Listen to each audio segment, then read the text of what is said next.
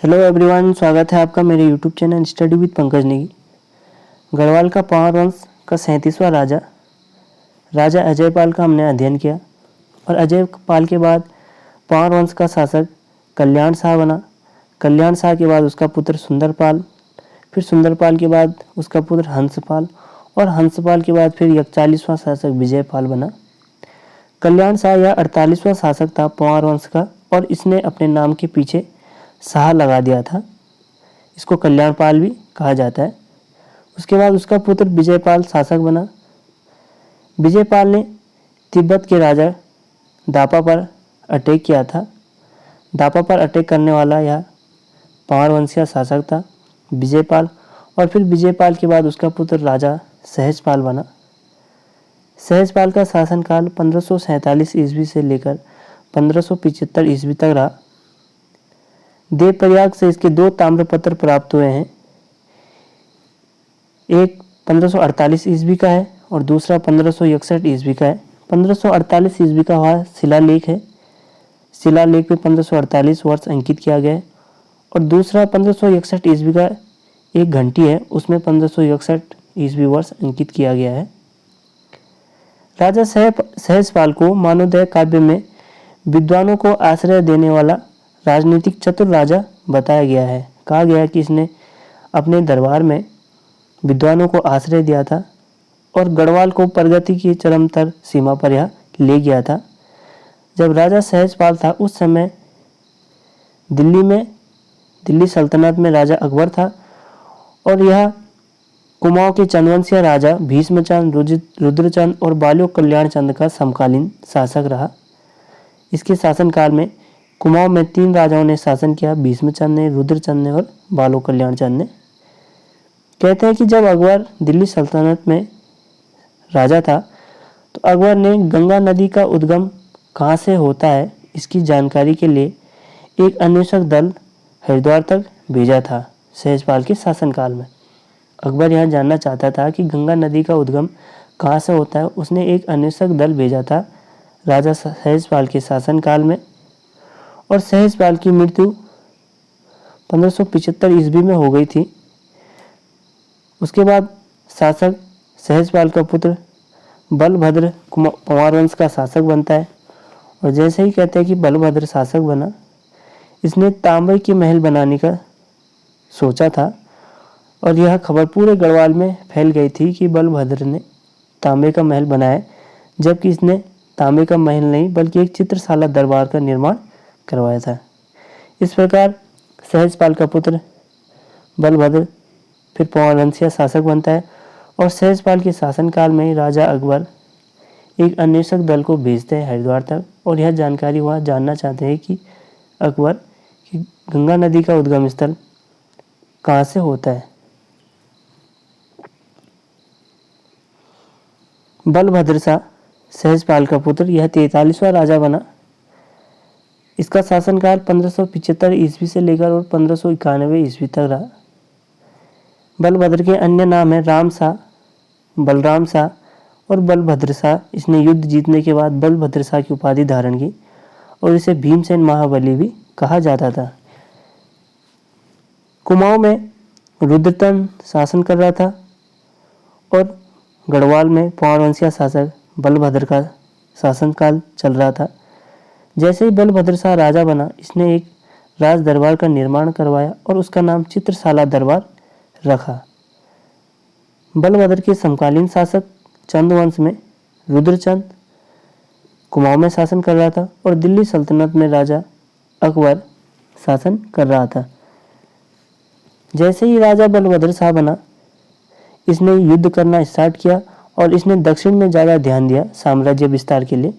यह अपने राज्य का साम्राज्य विस्तार करने लग गया और इसने दक्षिण दिशा में ज़्यादा ध्यान दिया। इसने अपनी 3 चौकियों को मजबूत किया दक्षिण में और इसने दिल्ली दरबार में दूत भेजना स्टार्ट कर दिया था। इस प्रकार दूत भेजने की प्रथा प्रारंभ बलभद्र शाह ने स्टार्ट किया और इसका मुगलों से भी अच्छा संबंध था बलभद्र शाह का। बलभद्र शाह ने साम्राज्य विस्तार के लिए दक्षिण दिशा की ओर ज़्यादा ध्यान दिया। अजय पाल द्वारा निर्मित चौकियों को मजबूत बनाकर इसने मुस्लिम आक्रांताओं को दिल्ली दरबार तक को सौंपा। जैसे ही मतलब जहाँ पे अजय पाल ने गुजरूगढ़, मेहराबगढ़ और लंगूरगढ़ में 3 चौकियां बनाई थी, वहाँ से मुस्लिम आक्रांताओं का अटैक गढ़वाल क्षेत्र पर होता था। इसलिए इसने उन जो लंगूरगढ़ और गुजरूगढ़ में चौकियां बनाई गई थी उनको इसने मजबूत किया, जो राजा अजय पाल ने बनाए थे। और वहाँ से जो भी मुस्लिम शासकों का अटैक होता था उनको वहाँ पकड़कर और दिल्ली दरबार में राजा अकबर के पास भेज देता था। यह मैत्रीपूर्ण संबंध था, इसका मुगलों के साथ अच्छे संबंध थे। यह पहला गढ़वाल का राजा था जिसका मुगलों के साथ अच्छे संबंध थे। दिल्ली दरबार को राजदूत भेजने का प्रथा भी बलभद्र शाह के शासनकाल में प्रारंभिक हो गया था। यह अपना एक राजदूत भेजता था दिल्ली सल्तनत में। इसने शाह की उपाधि धारण की। बलभद्र शाह ने, कल्याण शाह ने तो अपने नाम के पीछे शाह शब्द लगा दिया था, लेकिन शाह की उपाधि धारण करने वाला पहला शासक बलभद्र शाह था। कहते हैं कि लोधी वंश के राजा थे बहादुर खान लोधी और उनकी इसने जान बचाई। इसी कारण बहादुर खान लोधी ने बलभद्र शाह को शाह की उपाधि धारण की, इसीलिए इसे बलभद्र शाह कहा जाता है। पहले यह सारे राजा पाल पीछे से लगाते थे, जैसे ही राजा बलभद्र बना उसने शाह की उपाधि धारण की, क्योंकि उसने लोधी वंश के राजा बहादुर खान लोधी की जान बचाई थी और बहादुर खान लोधी ने ही उसे शाह की उपाधि धारण की थी। गढ़ कुमाऊं संबंध। चंदवंशीय राजाओं के साथ बलभद्र शाह के किस प्रकार संबंध थे? गढ़वाल में शासन बलभद्र शाह कर रहा था और कुमाऊं में शासन रुद्रचंद कर रहा था, चंदवंशीय शासक।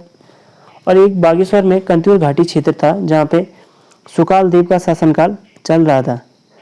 बलभद्र शाह और सुकाल देव दोनों ने एक साथ संधि कर दी और दोनों ने इस प्रकार संधि की कि वह एक दूसरे का साथ देंगे जब उन पर कोई भी बाहरी आक्रमण होगा। तो इस प्रकार बलभद्र शाह और सुकाल देव दोनों एक साथ मिल गए थे।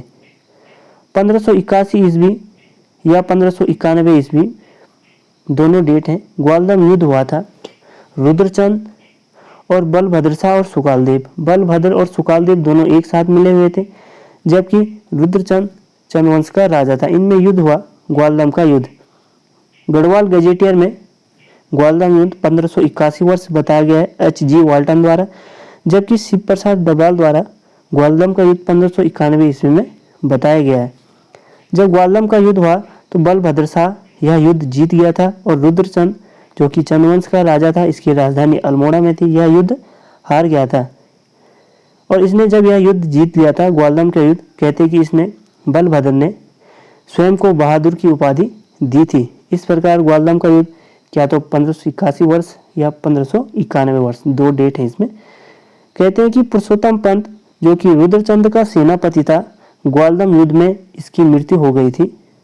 अर्थात ग्वालदम युद्ध में रुद्रचंद का सेनापति पुरुषोत्तम पंत की हत्या की गई।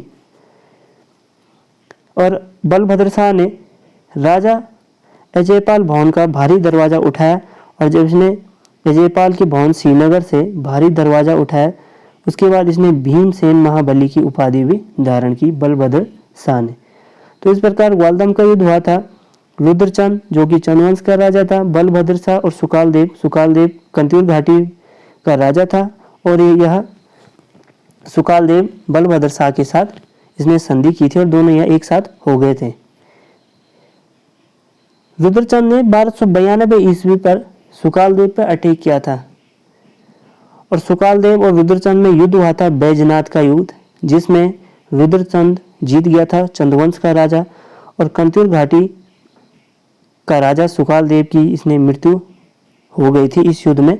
इस प्रकार रुद्रचंद 1592 ईस्वी में बैजनाथ का युद्ध जीत गया था और 1597 ईस्वी में रुद्रचंद की मृत्यु हो गई थी। उसके बाद चंद्रवंश का शासक लक्ष्मी चंद बना। जब हम चंद्रवंश डिस्कस करेंगे उसमें हम चंद्रवंश के सभी राजाओं का अध्ययन करेंगे, लेकिन साथ साथ पवार वंश के साथ इनकी कुछ राजाओं के युद्ध हुए तो उनको साथ साथ में रिलेट करते हुए चलना है। तो ग्वालदम का युद्ध, पुरुषोत्तम पंत जो कि रुद्रचंद का सेनापति था, या ग्वालदम युद्ध में मारा गया था। उसके बाद रुद्रचंद ने बैजनाथ के युद्ध में सुकालदेव को हराया और उसकी हत्या कर दी गई।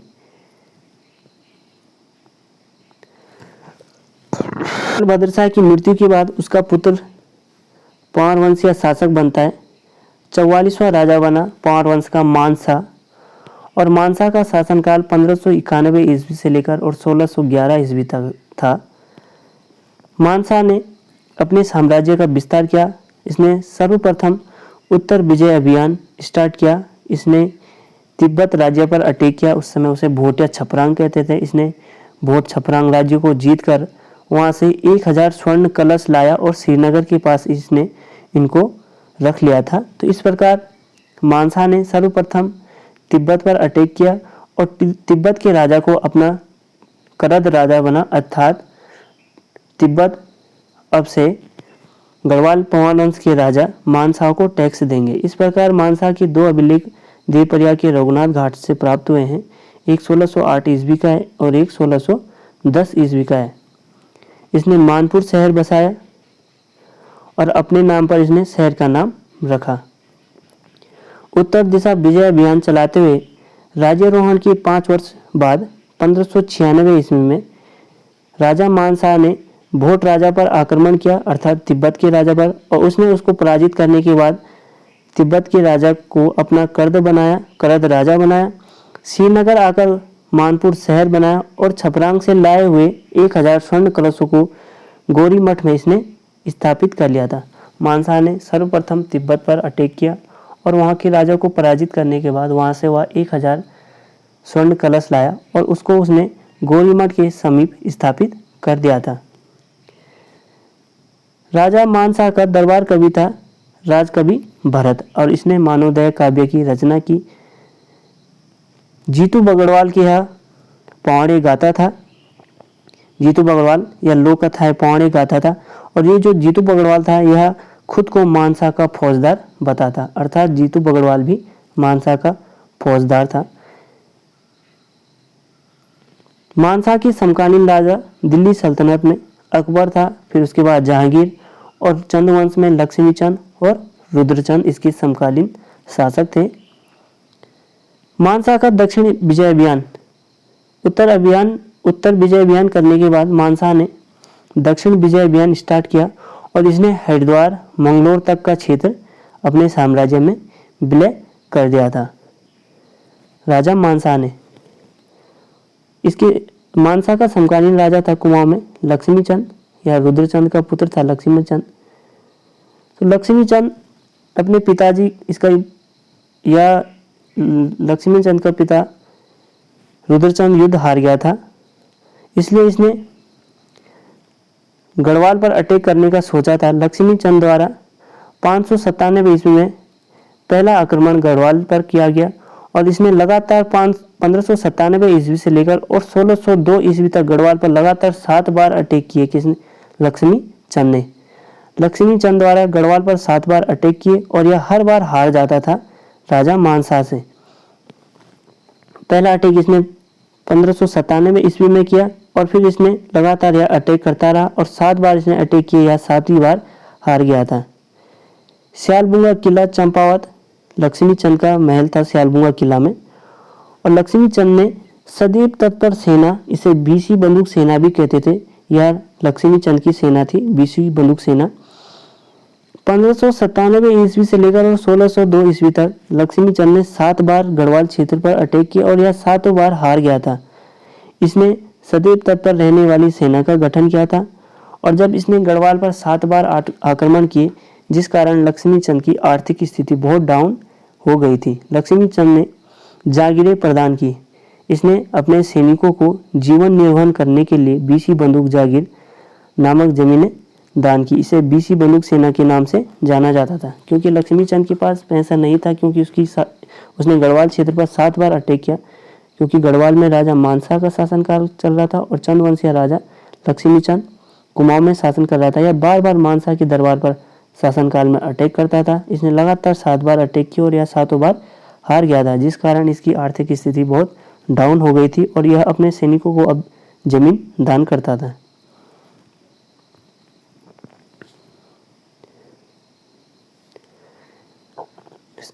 सेनापति था लक्ष्मीचंद का गेड़ा सिंह, और गेड़ा सिंह भी युद्ध में मारा गया था। यह बार बार अटैक करता था जैसे गढ़वाल पर तो सेनापति लक्ष्मी चंद का गेड़ा सिंह भी मारा गया और पुरुषोत्तम पंत इसके पिताजी रुद्रचंद का सेनापति था, यह भी मारा गया था युद्ध में।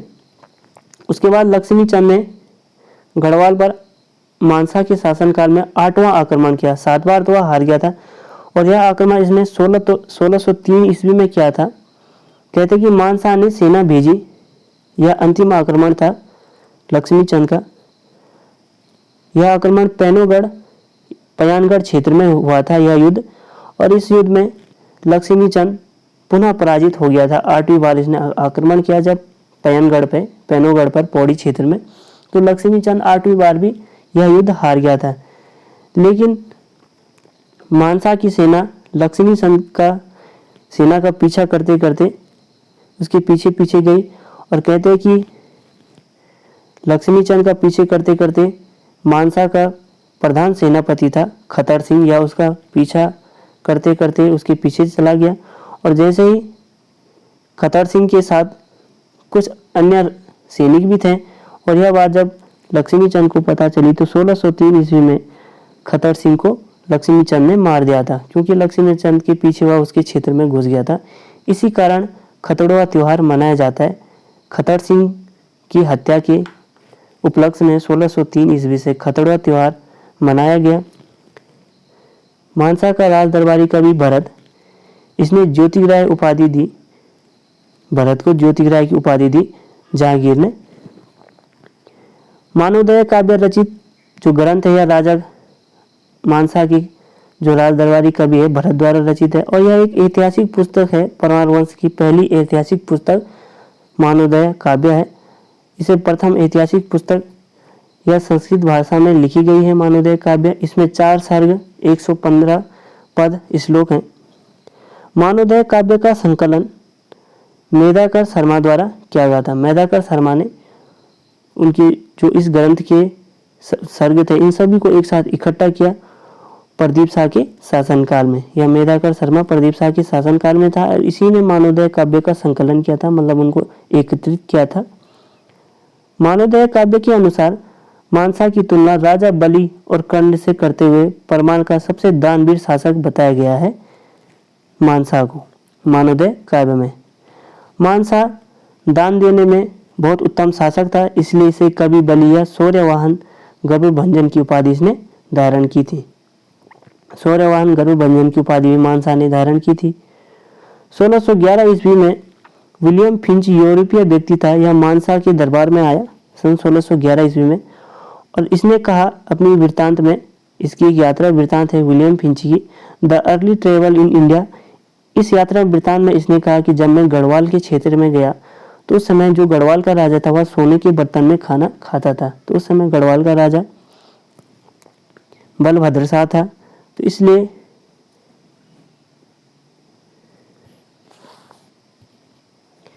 जब विलियम फिंच मानसा के दरबार में आया तो इसने कहा कि जो गढ़वाल का राजा है मानसा, वह सोने के बर्तन में खाना खाता है। 1796 ईस्वी में हार्डविक मानसा के दरबार में आता है, और यह दापा मानसा को टैक्स देते थे। इसने बताया कि जो भी तिब्बत के राजा थे वह मानसा को टैक्स देते थे। पहला शासक जिसने दापा को अपना करत बनाया वह मानसा था, क्योंकि तिब्बत पर उसने अटैक किया और तिब्बत का राजा उसे टैक्स देता था। इस प्रकार बलभद्र शाह के 2 पुत्र थे, मानसा और महिपत शाह। मानसा का पुत्र हुआ श्याम शाह, इसे धामशाह भी कहते थे, और श्याम शाह ने 7 विवाह किए। उसका एक पुत्र हुआ दुलेराम शाह, जिसकी मृत्यु 11 वर्ष में ही हो गई थी। इस प्रकार बलभद्र शाह के 2 पुत्र थे, मानसा और महिपत शाह। मानसा का पुत्र हुआ श्याम शाह। श्याम शाह ने 7 शादियां की, लेकिन उसका एक पुत्र हुआ दुलेराम शाह, और वह 11 वर्ष में ही मर गया था। इस प्रकार हमने राजा मानसा के बारे में डिस्कस किया, बलभद्र शाह के बारे में डिस्कस किया। मानसा हुआ पहला पवार वंश का शासक है, जिसने भोट छपरांग तिब्बत राजा पर अटैक करने के बाद उसे अपना कर्द राजा बना, और इसी के शासनकाल में लक्ष्मी चंद ने गढ़वाल पर 7 बार अटैक किया, और 8वीं बार इसने पैनगढ़ में अटैक किया, जिसमें राजा मानसा का सेनापति खतर सिंह, उसकी हत्या लक्ष्मी चंद द्वारा की गई और तभी से खतड़वा त्यौहार मनाया जाता है। दोस्तों, हमने इस प्रकार पावनवंशिया राजा मानसा का शासनकाल डिस्कस किया। अगर आपको वीडियो अच्छी लगती है तो वीडियो को लाइक शेयर ज़रूर करिए और चैनल को सब्सक्राइब ज़रूर करिए। Thank you.